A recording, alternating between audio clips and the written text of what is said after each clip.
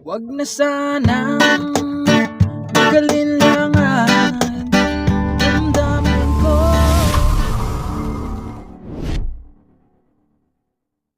Hello mga ka-idol!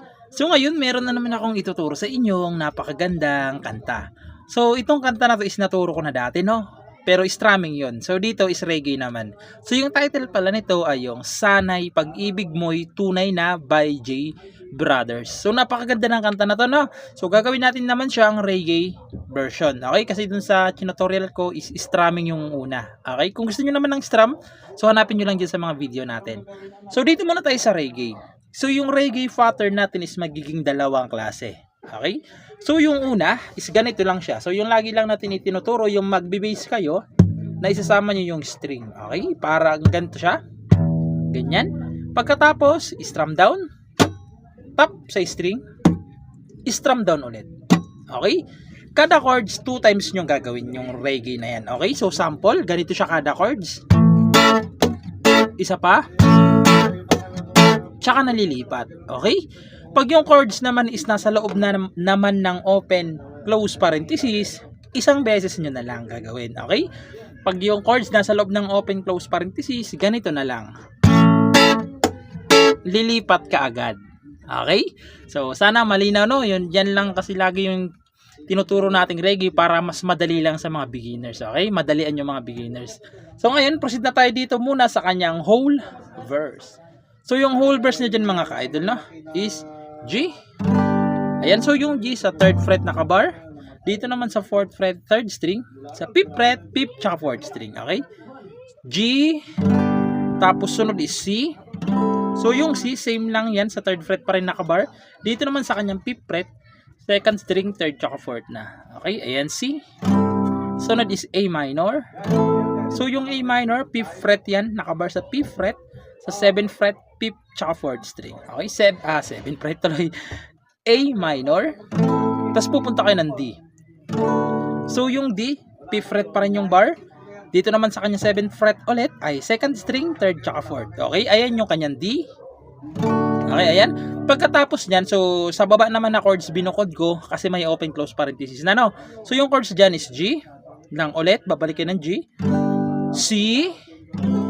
G ulit na may open close parenthesis. D na may open close parenthesis. G ulit na wala ng open. Okay? So yung dulong G wala ng open close parenthesis. Yung lahat ng chords na yan, okay? Yung buong chords na yan, dalawang beses nyo silang gagawin yung lahat na yan. Okay? So sasampulan natin, no, para mas maintindihan nyo. Pero isang beses ko lang sasampulan, baka makapiright pa tayo. Okay? So ganito siya sa verse, no? So ganito. O kahit tagal naghihintay na dumating sa aking buhay. Yung sa baba. At ngayon nandito ka. Sana pag-ibig mo ay tunay na. Tapos, so ulitin nyo lang ulit lahat yan. Okay? Ulitin nyo lang ulit lahat. So, doon naman yun sa part na di mo alam ang dinanas ko. So, doon naman kayo babalik sa verse na yun. Okay? So, hindi na natin kakantahan. Baka makapiright pa tayo, no? So, doon na lang kagad tayo sa chorus doon sa part na wag na sanang magalinlangan. So, doon na lang kagad tayo sa chorus, no? So, ngayon, proceed na tayo sa kanyang chorus. So, yung chorus niya dyan mga ka-idol is D, G, okay, yung D, tapos G, yung dalawang chords na yan, 2 times nyo munang gagawin. Okay? Pag nagawa nyo ng dalawang beses yung dalawang chords, pupunta na kayo ng E minor. So, yung E minor, sa 7th fret yan nakabar.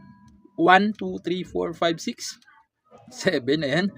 And 7th fret nakabar. Sa 8 ay 2nd string. Sa 9th fret, 4th, tsaka 3rd string. Okay, ayan yung E minor.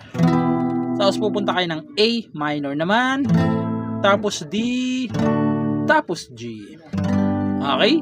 So, walang open close parenthesis yung mga chords ng chorus. Okay? So, ganito naman siya kapag kinantahan sa chorus para mas maintindihan nyo, no? So, ganito siya. Wag na sanang tanggalin lang dalawang beses muna. Damdamin ko'y sa'yo lang lahat. Yung E minor na sinusumpa ko, mamahalin.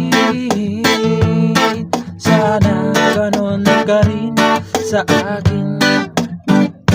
Tapos bridge, okay?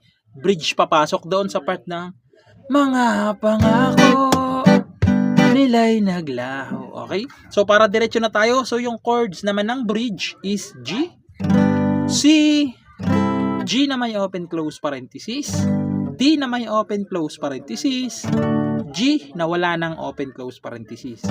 Okay? Yan yung bridge. So sasampulan ko para mas maintindihan nyo rin, no? So ganito naman siya sa bridge. Mga pangako nila'y naglaho, sana pag-ibig mo ay tunay na, wag na sana. Tapos papasok na naman yung chorus, okay? Pagkatapos ng chorus 2, pagkatapos ng chorus 2, pupunta na kayo ng instrumental. Okay, so yung instrumental natin is G lang, C, A minor, tapos D. Okay, walang open close parenthesis yung instrumental natin, no? So yun lang. Sana nagustuhan nyo itong tutorial natin at naintindihan nyo. At sa mga magre-request or nagre-request na, so pagpasensya nyo lang kasi hindi pa natin nagagawa ng video yung mga request nyo. So sa mga gusto mag-request, comment lang kayo dyan sa baba, no? Para magawa natin ng tutorial. Yun lang. Sana nagustuhan nyo at good luck sa bago nyong matututunan.